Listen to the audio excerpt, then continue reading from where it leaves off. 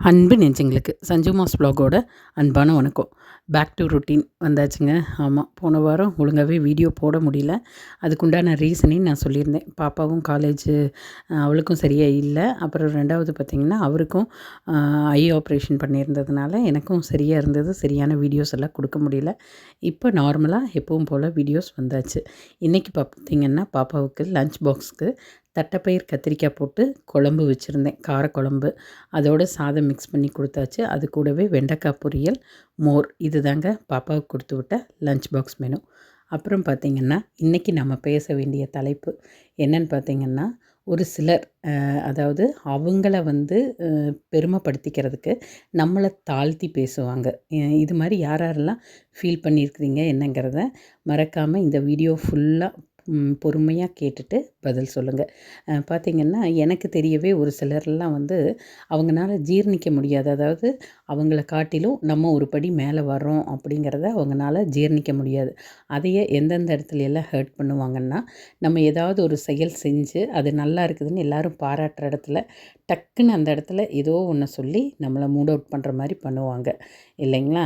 அதுபோல் தான் என்னோடய பெரிய பொண்ணு மெடிக்கல் சீட் வாங்கியிருந்தப்போ, அதுக்கு எக்ஸாம் எழுதியிருந்தப்போ ஒரு சிலர் என்ன சொன்னாங்கன்னா, ஆமாம் அவங்க பொண்ணு அப்படி படிக்கும் இப்படி படிக்கும், அந்த பொண்ணுக்கே கிடைக்கலையாம்மா அப்படின்னு சொல்லி ஒரு இக்கண்ணா வச்சுட்டாங்க. அது என்னென்னா, எப்படி உன் பொண்ணுக்கு எப்படி கிடச்சிரும் அப்படிங்கிற மாதிரி. எல்லாத்தையும் பொறுமையாக மனசுக்குள்ளேயே வச்சுட்டு நம்ம செயலில் காட்டணும் அப்படின்னு சொல்லி தான் அமைதியாக பொறுத்துக்கிட்டே இருந்தோம். அதே போல் அவளுக்கு மெரிட்லேயே மெடிக்கல் சீட் கிடச்சிது.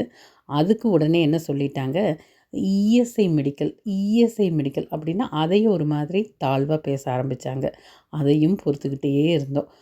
பொறுத்து கடைசியில் பார்த்திங்கன்னா அவள் எம்பிபிஎஸ் முடித்து இப்போ எம்டி ஜாயின் பண்ணியிருக்கிறா. இப்போ அடுத்த பேச்சு என்னன்னு பார்த்திங்கன்னா, என்ன தான் டாக்டருக்கு படித்தாலும் நல்ல ராசியான டாக்டர்னு பேர் எடுத்தால் மட்டும்தான் அவங்களால ஒரு நல்ல டாக்டராக வர முடியும். எப்படின்னு பாருங்கள். அதாவது ஒரு மனுஷன் எவ்வளோவெல்லாம் வன்மத்தை கக்கறான். நீ பெரியவனாக இருந்தால் இருந்துட்டு போ, இல்லைன்னு நான் சொல்லவே இல்லை.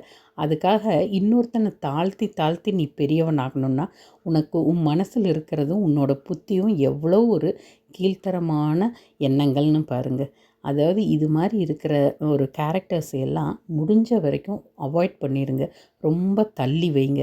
தள்ளி வைக்கிற வரைக்கும் நாமளாகட்டும் நம்ம ஃபேமிலியில் இருக்கிறவங்களாகட்டும் நல்லா இருப்போம். நிறைய பேர் அதாவது அவங்களோட பேச்சுக்கள் நடவடிக்கைகளில் அவங்களோட எண்ணங்கள் வெளிப்படும். அப்போ நம்ம உஷாராகி நம்ம அவங்ககிட்டருந்து விலகிக்கணும். சரிதானே நான் சொல்கிறது? சரிங்கிறவங்க மறக்காமல் கமெண்ட் பண்ணுங்கள்.